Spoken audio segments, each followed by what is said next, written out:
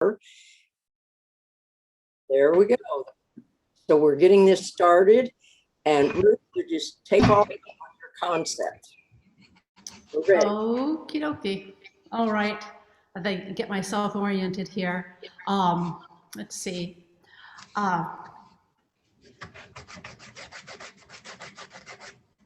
The topic, I guess the topic of this talk came about in working, because I teach here at the gallery. It's also my studio. And Mondays and Tuesdays, the gallery's closed. And so I teach here on Mondays and Tuesdays. And so I've been, I'm always thinking about what's the next thing I'm going to be talking about with the classes. And I'd been giving a lot of thought to the idea of form and content. I had been in discussion with a couple of friends, both well-respected artists, over the issue of the hierarchy of the two concepts. They were battling it out, kind of like which came first, the chicken or the egg. But it did get me thinking.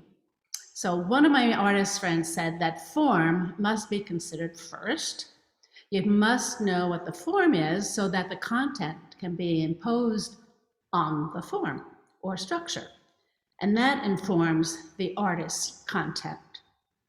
In other words, the form will let you know what the content is. So the other artist's argument was that content is what the art is all about. It's the message and the feeling, the atmosphere you intend to create, whether it be emotional or political or ephemeral and so forth. Form should be considered only after the idea is established, after you know what the feeling you are going for, and you know what what you want to say. Then decide what the form would best support that idea. So let's get to, I'm going to share my screen, and Eugene told me what to do, so I hope you're right. Okay, real quick timeout. Yeah? Is my screen the only one that has this meeting being recorded? Over the I turned mine off. I turned that off. I mean, I just clicked on it. If you just click on it, it continues. Mine said you need permission. You need to give permission, so I did. It's Muneen. Well, my red dot's on, so I don't know if that means.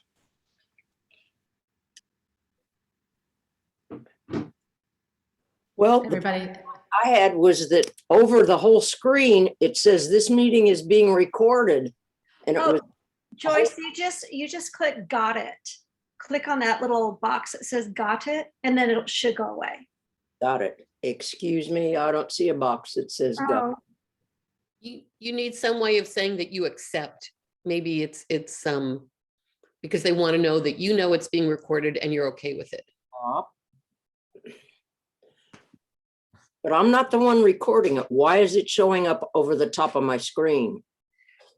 It's Maybe asking you just click permission. on it. Yeah, Joyce, it's asking you permission to record whatever you do. Okay, here's the problem. I can't find any place to click off of that. Zoom meeting view, edit, window, help. Should be on the bottom right. Yes. The Bottom bottom right. my screen says leave. I don't want to leave. That That- might mean you already clicked it. Okay, Oh, well, no, you don't want to leave. no, just keep going. If it's just my screen, it's no big deal. Keep going. Maybe if you clicked on that little note, it would go away. I didn't click on anything. Keep going. Just go ahead, Ruth. Okay.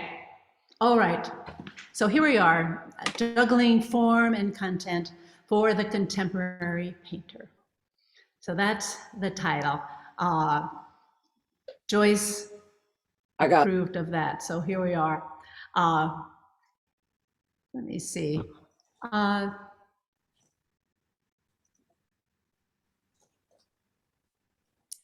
see that.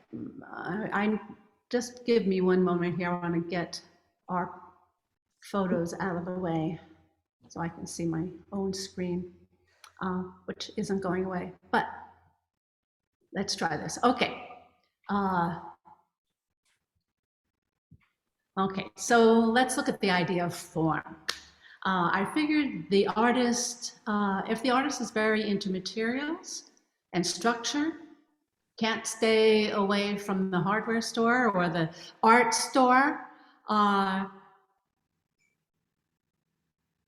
or if you have a very mathematical mind, you see in terms of geometry and order, you probably approach your work primarily with form in mind.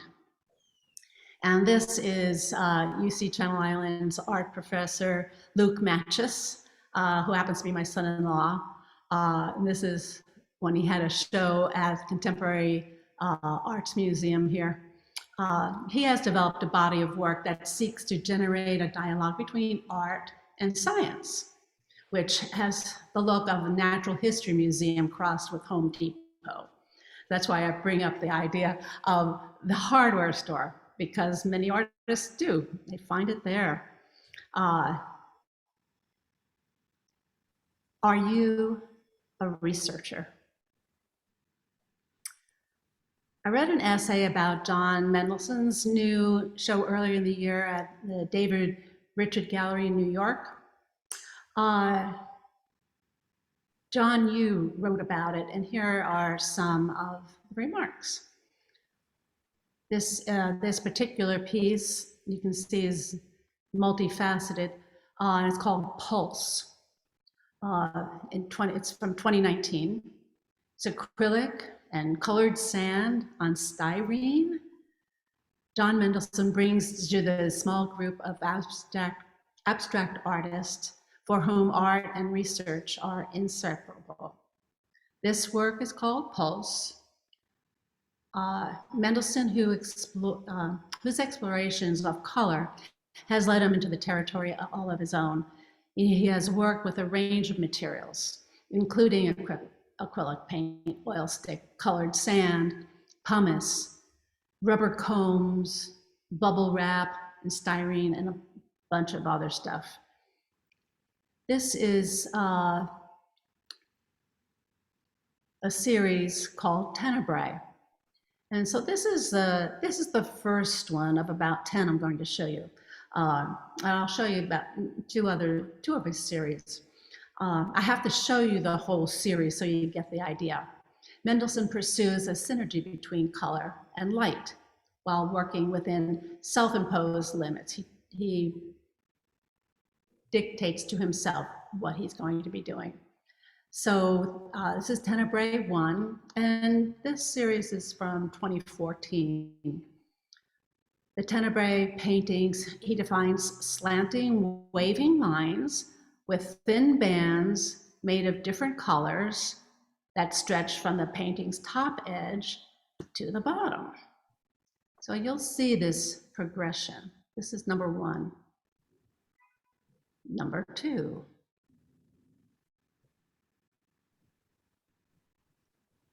Three, and so on.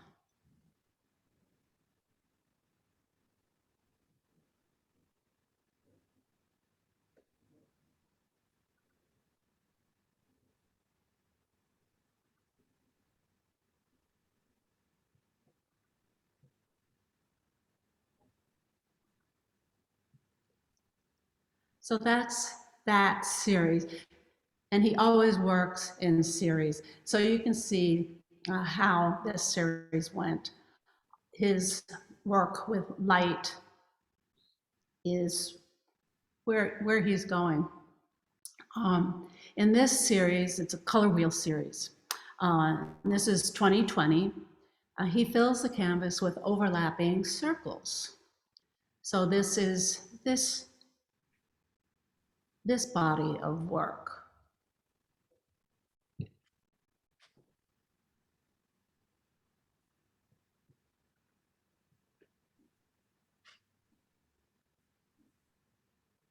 The obvious repetition and so forth, but where is he going with this?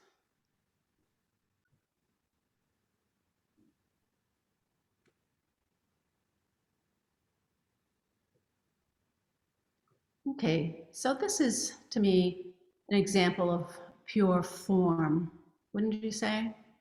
Mm-hmm. So, are you the poet, the philosopher, or the activist? Do ideas come to you that you must express? Does climate change or COVID or racial injustice drive you to the easel? Or lost love, or joy, or the sensational feeling of the wind? Is it something you've experienced and you want to show how it feels? Does the poet in you drive you to the easel? Brenda Goodman is one of my favorite artists. And this piece gives you, let's see, this gives you kind of the scale of the next few pieces I'll show you. This is Stone Memories.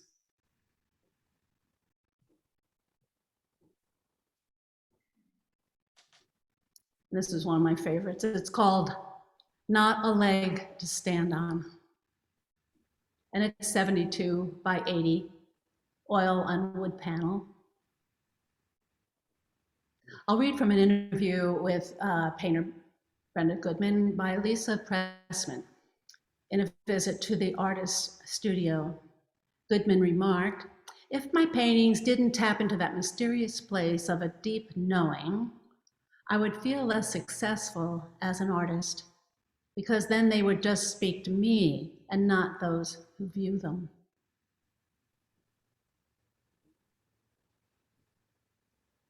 For me, the most satisfying way of working is the combination of the abstract and the figure, or an abstract shape representing a figure. The freedom of abstraction and the emotions that the figure can carry are very satisfying to me.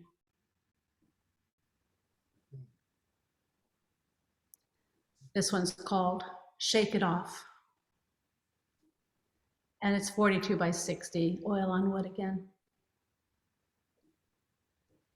In another interview with David Brody this time, Goodman said about her work, "I move back and forth between abstraction, figuration, and the combination of the two a lot in my work, as well as changing scale from very small to very large. Power in the small painting and intimacy in the large ones." I thought that was an interesting comment. This one's called Balance. And she says, "All of these things are part of me now, and they inform each painting I do."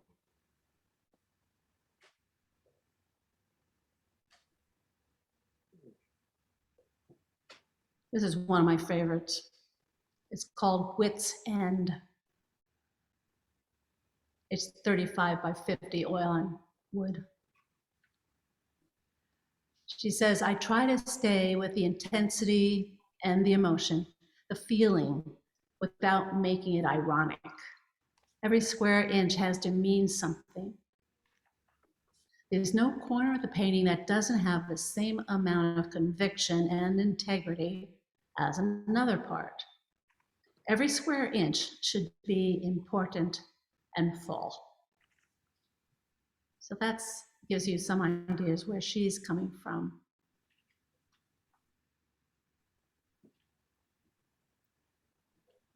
I'm going to pause the share here for a second.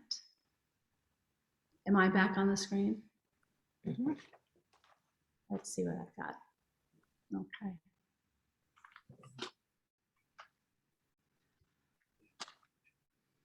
Okay, I have to, this research that I've done is very unscientific. It's just the rabbit holes I happen to go down in the middle of the night. But I'm convinced that artists must work in both form and content. But they tend to spend more time in one camp or the other. Ideas are not the purview of just form or content, and isn't all ideas, isn't that what art is all about? Isn't that what we pursue? So my two friends that argue this out. I just sit and listen and pretend. I don't join either camp. I just let them talk because it's more interesting to see what they talk about and how they will defend their position. All right. So and- exploring contemporary, was that? Yeah.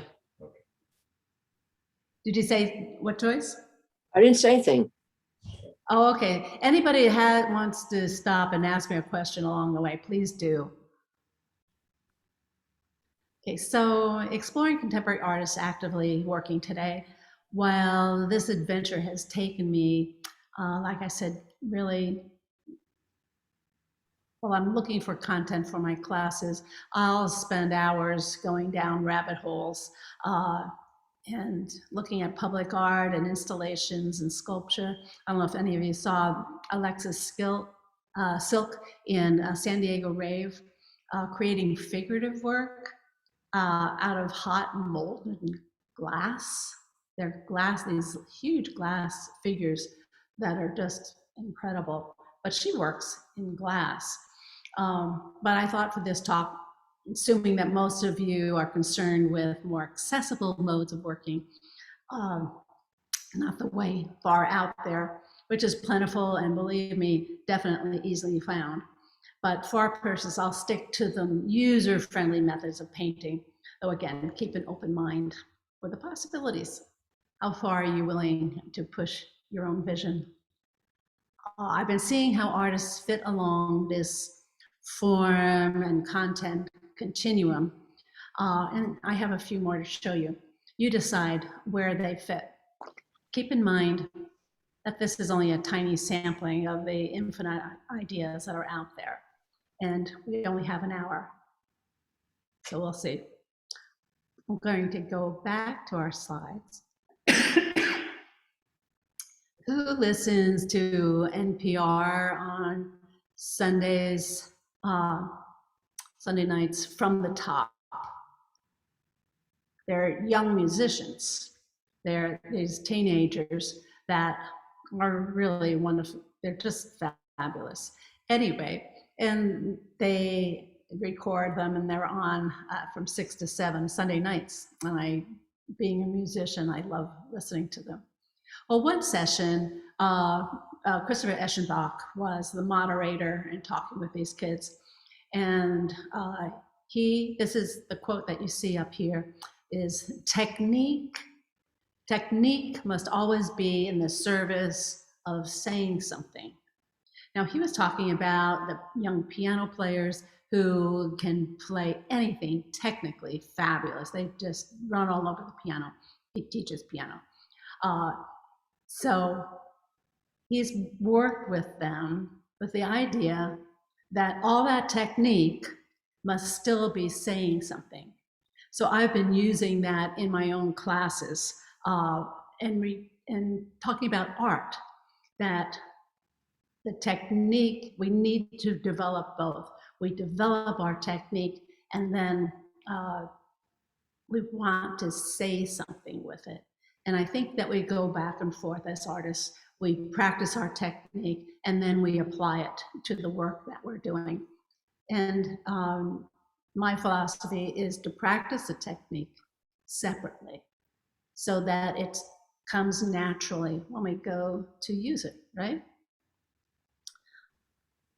So in art, that technique is the form, must always be in the service of saying something, which to me is the content. So let's look at a few other artists. And I don't know, if you go down rabbit holes like I do, maybe some of these artists you have seen and you know. So here is Genevieve Cohen. This is acrylic, and this one is called The Birth of Myth Making. It's acrylic on canvas. It's 60 by 72, so it's big. And this is from 2020. Genevieve Cohen paints strong women actively engaging with and improving the worlds they inhabit, she says. She says, I'm fascinated by the psychological terrain that lies beneath the surface of our skin, and I seek to explore the ways in which we navigate these emotional realms. I find strength and power in spaces that seem dark and impossible, spaces that would break you if only you weren't so goddamn tough. Doesn't that talk about our women friends?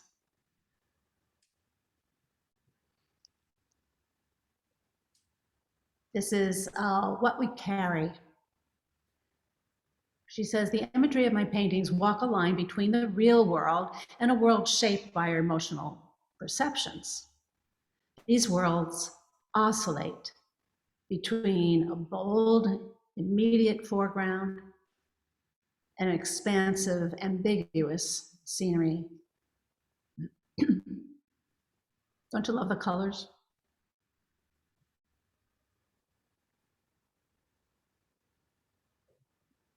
This is called Night Watch. Any of you have a question, just unmute yourself and shout out. It's just us. This is Night Watch. She says, my color palette evokes an otherworldly sentiment, and strong washes of light bathe the figures and their projects. While the landscapes verge at times on abstraction, we are grounded by the conviction of the women who occupy that space.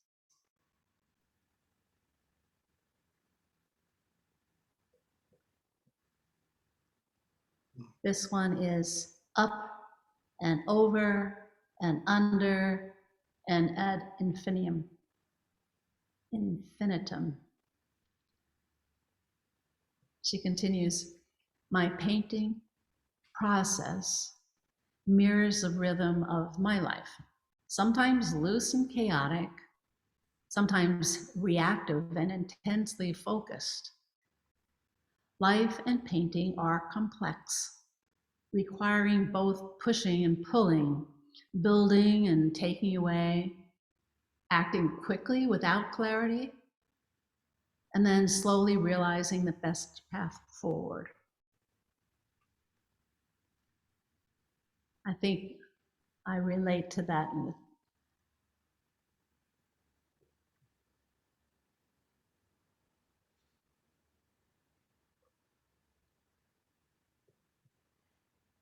And this is the last slide I have on her. And so you can see the color What's her name palette again? that she, Ruth, Genevieve. what's her name again? Genevieve Cohen. Debbie Cohen? Genevieve, let me go back to that real quick. Oh, Jenny. Genevieve Okay, Cohen. Jennifer. Got it? Thank you.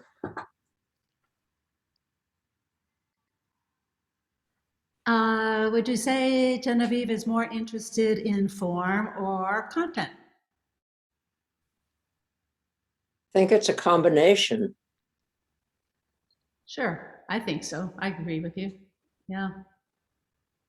Yeah, The form. the form. I mean, I was wondering if she develops her concepts before she paints, because seems like a juxtaposition of concepts to the form. You know, she's thinking about, there's some emotion that she's thinking of when she does these paintings. And it looks like she's thinking of different emotions with each painting. Does that make any sense? Yep. Yeah, I mean, it's wonderful. It's abstract and it's not. Yeah. Yeah. Do you know anything And it's about her? very abstract. You know, and Yeah. then Ruth, do you know anything about her training? I'm just struck by how crisp everything is, the lines, it's just, yeah. I can't remember offhand I've looked at her work, and it changes over time, yet it has this strength to it. And I love that she takes these different points of view. Something like this, you know, it's quite different, and I think it is emotional. And in today's world where women are so much more able to bring their, you know, to talk about their emotional state, and paint and be seen.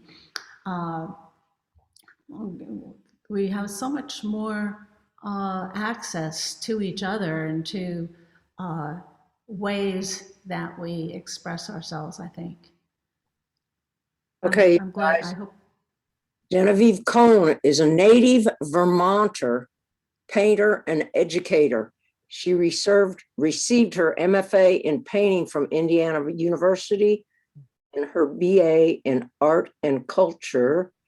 Hang on. Well, that went to something else. But anyway, that's pretty much, Google her and you'll find all kinds of stuff. Yeah.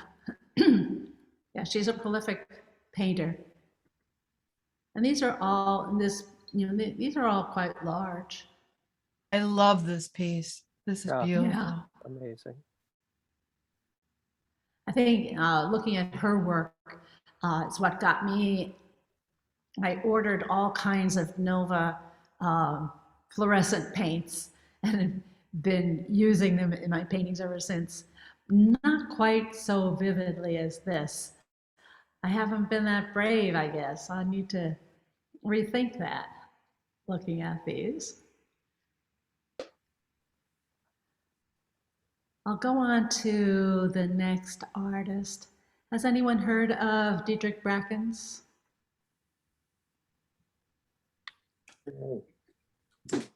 That's a new one. This is The Cup is a Cloud. I first came across Dietrich Brackens in 2019 when he was having his first institutional solo exhibit in New York. It was an installation of weavings in the New Museum's lobby gallery. Have you been, those that go to New York, go to the New Museum? So he was, this show was in the lobby. I'll show you a few things here. Julia Wolkoff of Artsy wrote, contemporary artists who have dared to take up the painstaking labor of weaving in the digital age similarly find themselves in dialogue with newly minted historical figures like Albers, who was instrumental in elevating the status of weaving as a fine art, as well as ancient traditions that span the globe. So this is an installation shot that gives you an idea of the size and so forth. These are beautiful. Brackens explains, textile work is exciting audiences again because the field of makers has expanded. It's an expansive space where women, queer people, and Black and brown folks have made huge contributions historically and presently.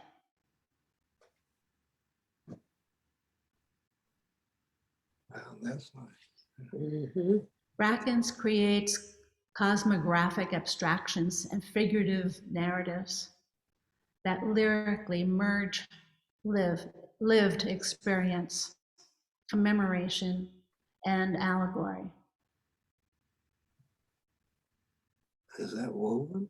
Yeah, Yeah, it's woven. While many artists and critics have rejected allegory and narrative, Dietrich Brackens uses those exact strategies in order to meld questions of identity and history. Yeah, those are nice. love them. His material, yeah, go ahead. I just love these. Aren't they beautiful? Yeah. Yeah, they're very outstanding. They are beautiful. Beautiful. He works, let's see, his materials are the starting point of this relationship. He says cotton is the primary material because it's very easy material to manipulate. It takes color beautifully, and its historical significance in the US relative to enslavement, violence, and subjugation has had lasting effects on Black bodies.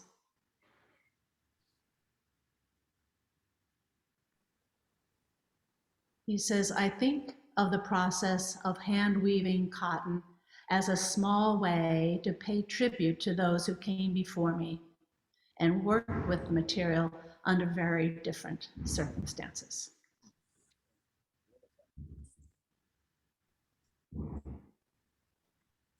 They're labor intensive. This is In the Decadence of Silence. Let's see, do I have a title on this one here? The title on this one is When No Softness Came. When No Softness Came. Let's see if I can find.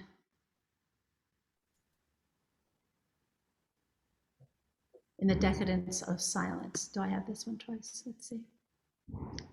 Oh, these are beautiful. Just beautiful. Aren't they beautiful? Yeah. You know what I find fascinating? They're not only the history and perhaps the thought process and the showing the American Black people, but I love the sense of this one with the indigenous and the American Indian. Think about that with horse. So he's incorporating both these tribes of people into this work, and I just think they're beautiful. Aren't they? But another thing I really like a lot is the drawings are, in a sense, very simplified shapes, but they're so perfectly expressive. The gestures of them, it's kind of like a Matisse cutout. They're really very, very thought out. They weren't just done simply. I mean, the feeling you get from this pose is very powerful. And Ruth, were they Isn't it? I mean, hand woven, or is it a digital process? hand woven, yeah. Hand-woven. Yeah, they're hand woven. Amazing. Amazing. Yeah. Yeah, they're really powerful. I think it's also the scale of them. No. Because they're scaled up. That makes it, Yeah. you know, just that more symbolic. You know, there's a richness there. You can't not notice it. There's a message, you know, it's historical, it crosses boundaries. It's not using traditional color. I mean, there's just so many layers to it, literally. And I love those hanging threads as well. Beautiful. I agree. Everything you just said, very well said. Agreed. Yeah. And amazing to me. I mean, just it is hand woven, and you know, just that profile, that nose, is just. Yeah, I think his work is incredible. It would. I Is he can an write up the American names of artist? these artists. Is Yes, he an yeah. American? He is an American artist. Yeah. Really. Yeah. And he's a gay Black man that, you know, typically went through the mill in his earlier life until he found this.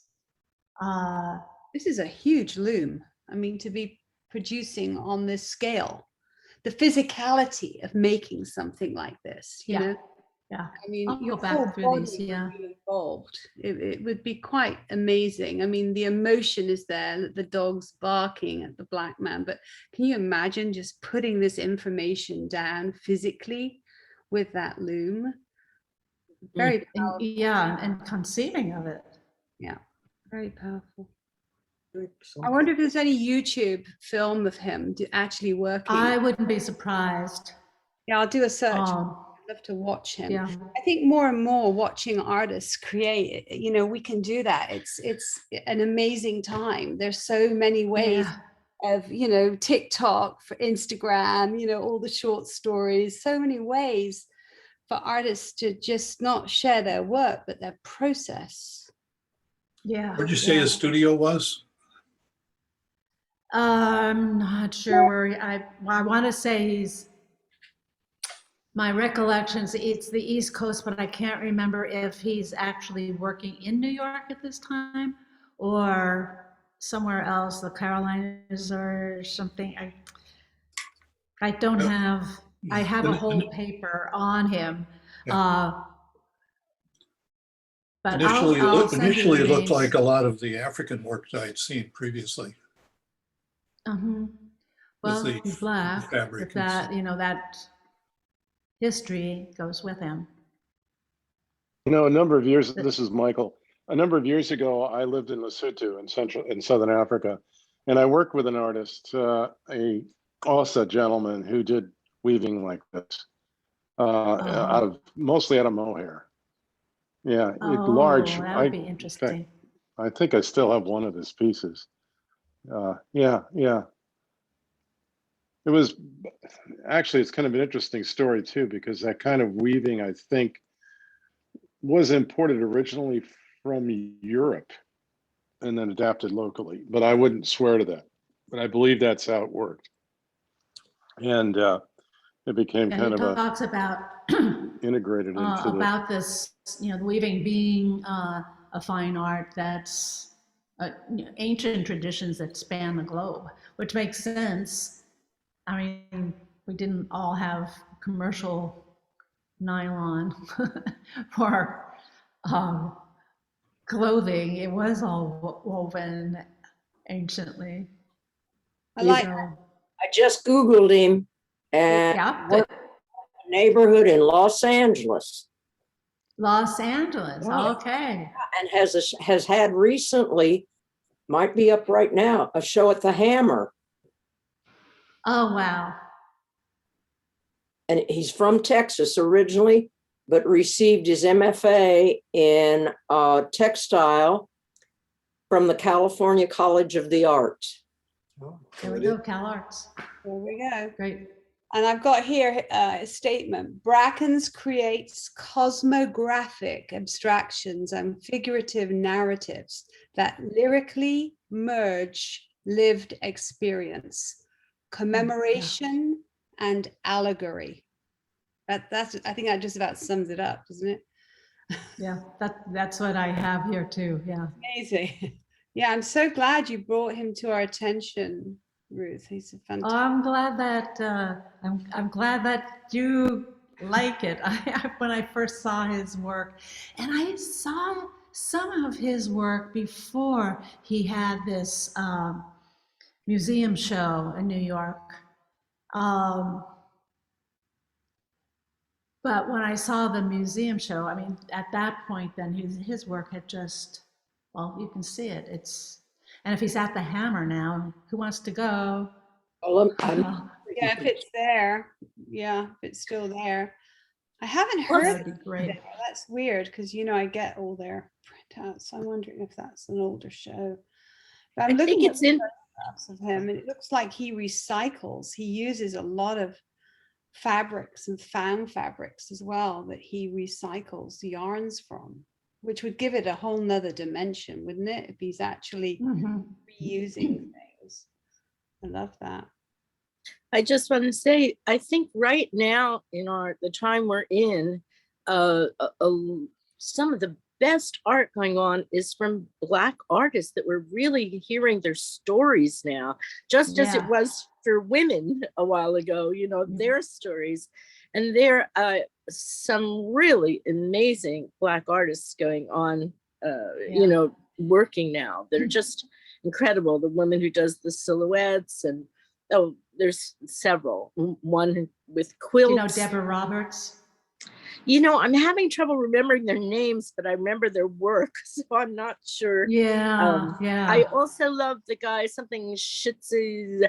He did a big exhibit here at the Art Museum with the colonial figures dressed in African fabric. I'm sorry, I'm so bad on names. Why don't you give me the name that you just mentioned? I'll look her up and see if she's one of, what was the name you just mentioned? Deborah Roberts. Deborah Roberts. Oh, and also the She- woman who did Obama's portrait. No, also the one who did Michelle's portrait too. Both great artists. Sorry, I didn't mean to interrupt you. Go ahead. Well, Deborah Roberts, put that in your list. I just wrote it down. Thank you. Yeah, you'll fall in love with her too. Oh, Thank you. she's great. But thank you for sharing Here's this. another. Yeah, do you know Heather Gwen Martin? She's an LA girl. I first saw her at the LA Louvre, and I've followed her for a number of years now. This is an example of her work. This is called Eagle Eyes. So this is from the press release for the show at Louis de Jesus Gallery in LA. It's called Pattern Math. Yeah, Does anybody know that gallery? yeah, It's South La Cienega. yeah. They have very interesting shows there. Definitely worth going to if anyone's going down to LA. Yeah. Have a good one at the moment. This is from her, a statement about her. Martin's work eschews conceptual strategies in favor of a very personal and intuitive approach that allows for a broad reading and interpretation. Could someone repeat the name of the gallery you were just talking about? Sure. Let's see. Where did I go? And her name? Heather Gwen Martin. And it's Louis de Jesus Gallery. LUISDE, Jesus as in Jesus. Thank you. Thank you. And it's 2685 South La Cienega. Really? Okay, because You want the phone number? I've got the phone number too. You want the phone number? Because the other one is La Luz de Jesus Gallery as well, and that's over on Hollywood Boulevard. There's two of them. La Luz, that's great. LA Luz de Jesus Gallery, and they have some really strong pieces too. Anyway, so maybe I've seen a number of her shows. She shows quite a bit at LA Louvre, relatively speaking. Anyway.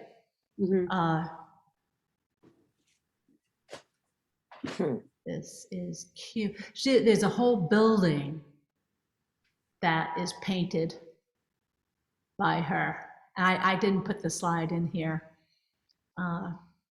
This is called Breather. Yeah, you can Thoughtful.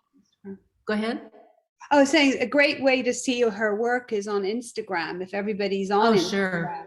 I mean, you can, and I think there's pictures of the building on that. Yeah, as I recall. Yeah, really beautiful work. Yeah. You can see, how I just love. I'm sure that my pointer isn't working on here, but just the shift of that up in the upper right hand corner, that shift of cool to warm, very subtle. I just love her. I didn't even see that.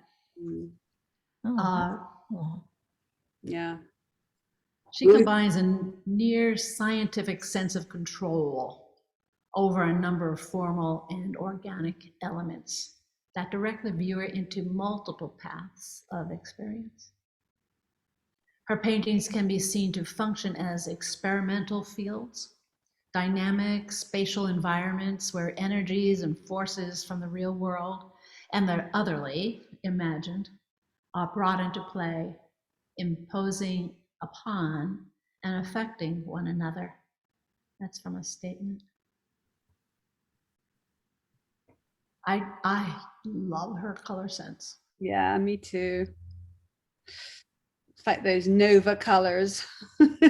Yes. Juicy. Are you though. familiar with her, Carrie? I Have you have been familiar with her? I have seen her work.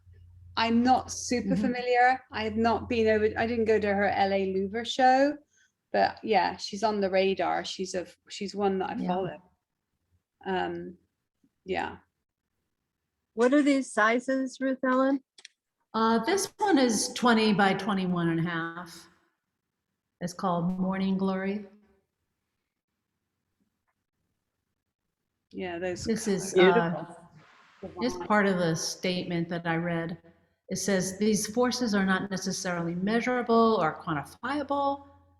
Rather, they enliven the field through a complex matrix of factors. Bold colors animate closely shifting hues and values.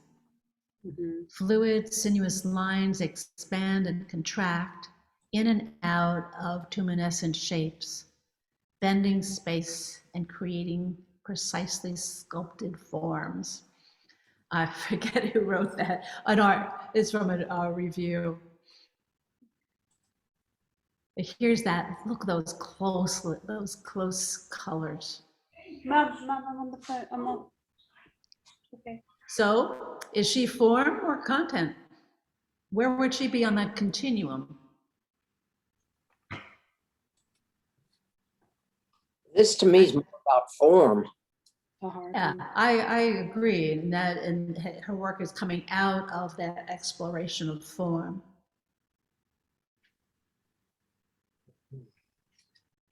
Okay, we're getting on there, so I'm going to go quickly, kind of quickly here through Ruth Root. Is an example. She was at the Carnegie Museum of Art. That's where I found her. So here's part of the statement. With a jolt of pattern and shape, Root's eccentric paintings dazzle and perplex with their play of geometry, color, and found images. And here's a site view. They're composed of two parts involving a shaped panel painted with acrylic and spray paint, suspended from a flexible sewn form covered with the artist's own fabric designs. Interesting. Wow. She's incorporating found imagery from news media, art history, online search engines, of course, and objects from Carnegie's own collection.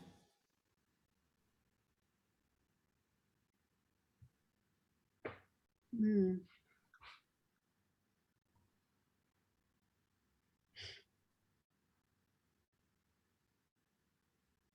Physically and visually unruly, these large-scale works push the boundaries of the medium and embrace the complexities of the visual world.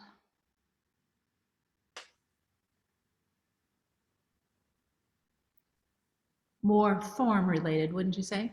Yeah. How many of you have seen the Salman Tour Yeah. exhibit at the Whitney?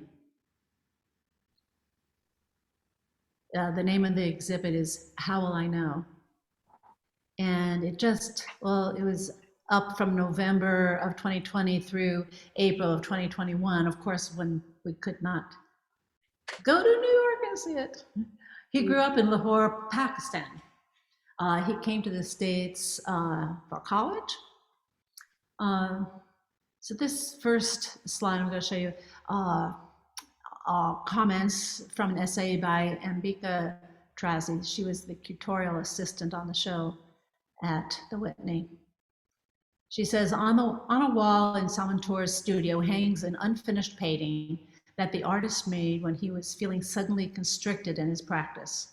In a move to get more experimental, and in his words, find some language that would feel consistent and flow out naturally. God, isn't that horrible? I can relate to that. He picked up a small panel and without any premeditation, painted a scene that felt wholly familiar.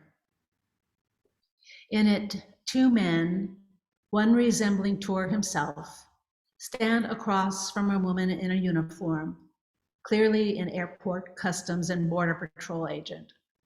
On a table between them rests the agent's smartphone and a dark green passport, her hand lingering close to the latter.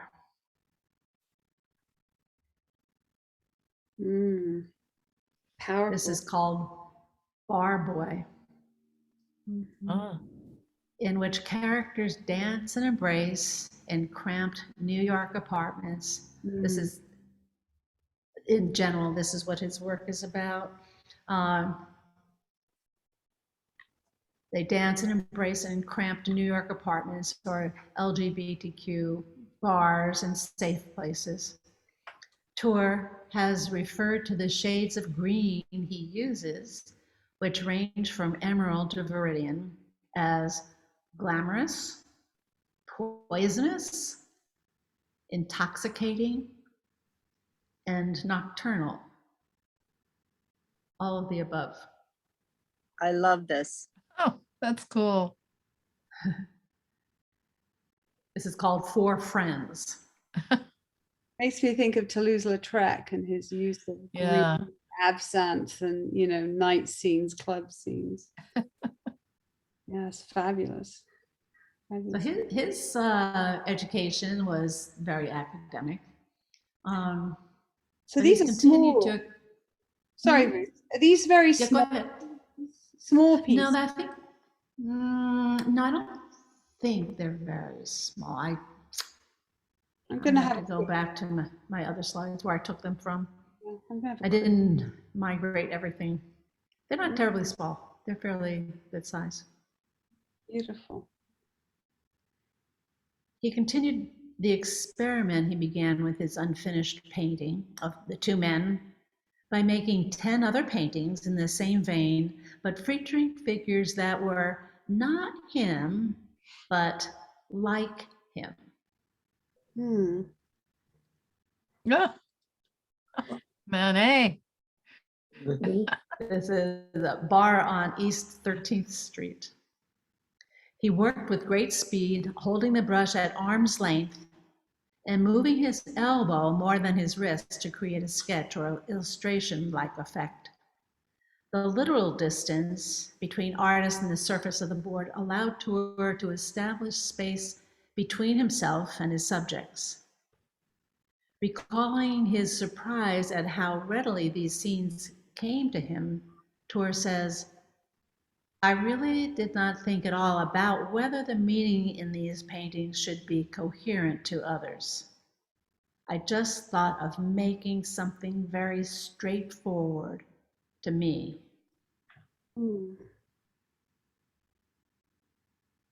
That reminded me of a Jesus painting.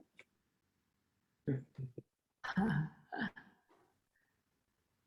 He love said the it was only after. verticality of it. What? I love the verticality, not just in the illustration, but in his brushstroke. That sort of energy that takes you up, up, up. Yeah.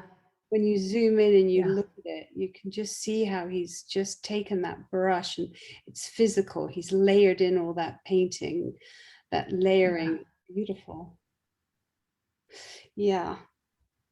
Good one, Ruth. Mm-hmm. Good one. And it was as he was doing this whole series that he decided that they did make sense, individually and together. Obviously, the Whitney thought so too. Yeah, very talented. So he's working between academic painting and illustration, Yeah. and between fiction and autobiography. Here's another one. Two men with vans, tie, and bottle. Towards ongoing immigration painting series depict the ways in which brown men are frequently singled out and scrutinized by immigration and custom officials in the post 9/11 Muslim ban era. Excuse me.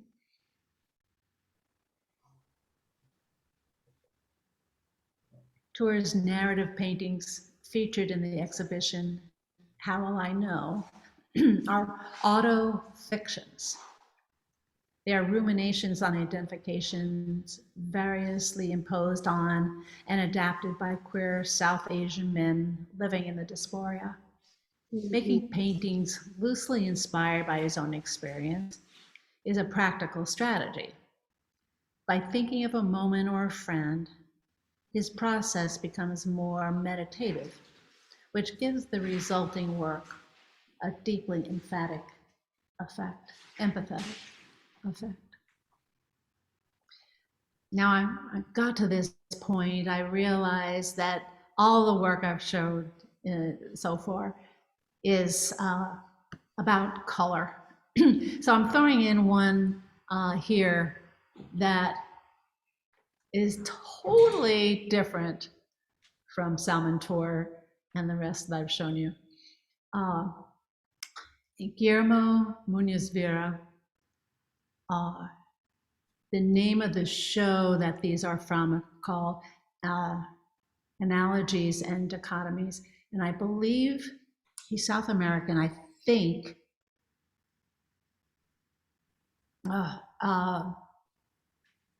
I think Argentina, but he paints in Spain.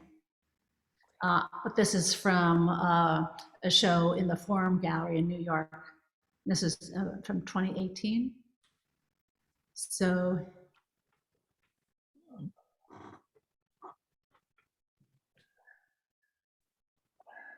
this just gets these luminescent surfaces. Just a beautiful, harmonious color, an old master technique that he uses to illuminate his contemporary ideas about modernity. Although the big are locales of the these? paint. How big are these? This is 48 by 86. Oh, okay, so they're big. Big, yeah.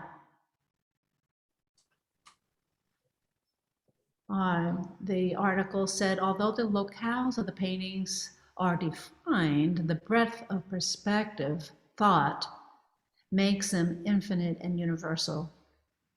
Similarly, the concept, analogies, and dichotomies can be applied to each painting on view, but it's understood best when the entire exhibit is considered as a whole.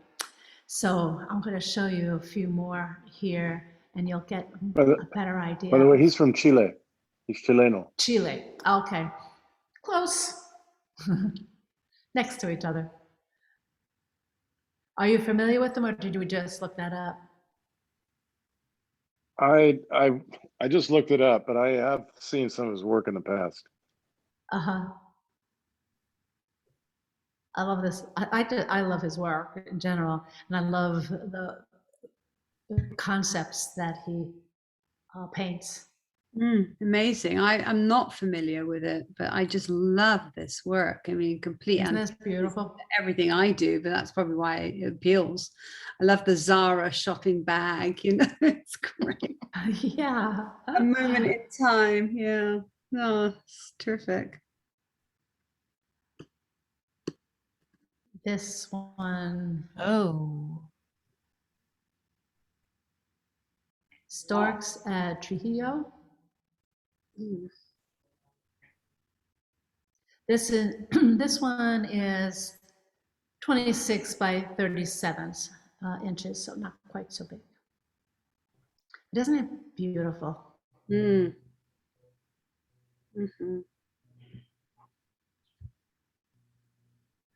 So, yeah, I think this is happening more and the more. Sky, the Birds composition here. I was reading an article in National Geo about, since COVID's come along, how many birds are, you know, changing their flight paths and coming back into cities and nesting. And, you know, not only have we shifted, but they've shifted too. And it's just amazing how quickly it's happening, you know, birds that were gone for so long coming back. Yeah. I just found a painting What does that tell you? he's done. I just found a painting he's done of the Andes.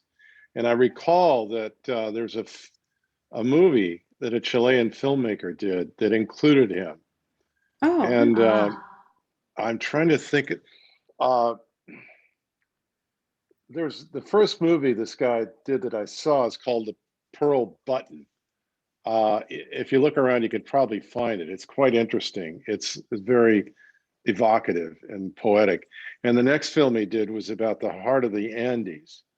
And if you give me a minute, I'll look it up and I'll put it in a chat if anybody'd like to see it. great. I was blown away by both films, but apparently the painter and the filmmaker were good friends, and they were playing off of each other in this documentary. Or it wasn't a That documentary; would be it's a great film. to see. That'd be great. Well, his work's very photographic. Mhm. This is called The Fallen Angel, and this is 48 by 71. Big, big photographs. And you can see, obviously has incredible technique. yeah. So he's a professor of art as well. It says here. Beautiful. Says the fallen angel illuminates a 19th century bronze sculpture. Can everybody hear me? I just got a note my internet is being wonky. Illustrates a 19th century bronze sculpture against a dramatic contemporary night skyline of Madrid, bringing the contrast between old and new in the composition. But just as important, the figure in the sculpture is the fallen angel of the title, and falling to the artist implies disgrace, an unexpected shift from light to darkness. By casting light on the sculpture, Muniz Vera reverses the shift, giving the sculpture life and substantial measure of grace. Here's one more. Egyptian in Egypt, 35 by 35. Talk about scale. The photograph.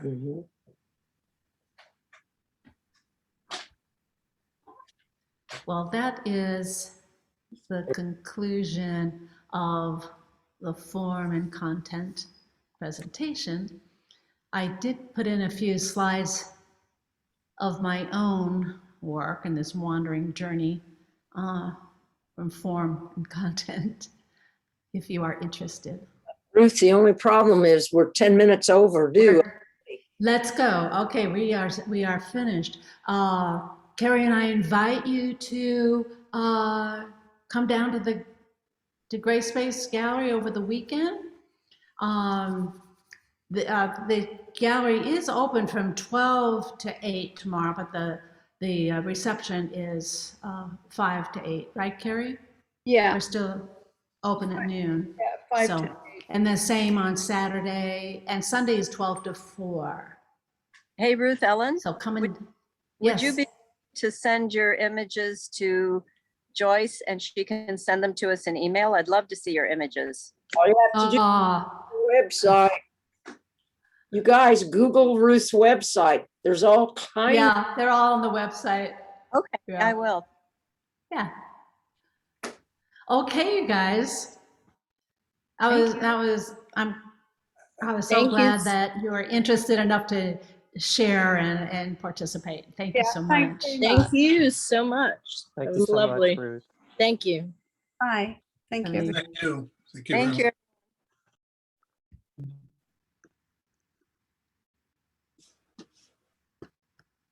Okay, I'm going to stop the recording, but we have a meeting for a few AAC people following, so I'll say goodbye to you, Ruth. Thank you for everything. Bye. Thanks, Thank Ruth. you. Bye.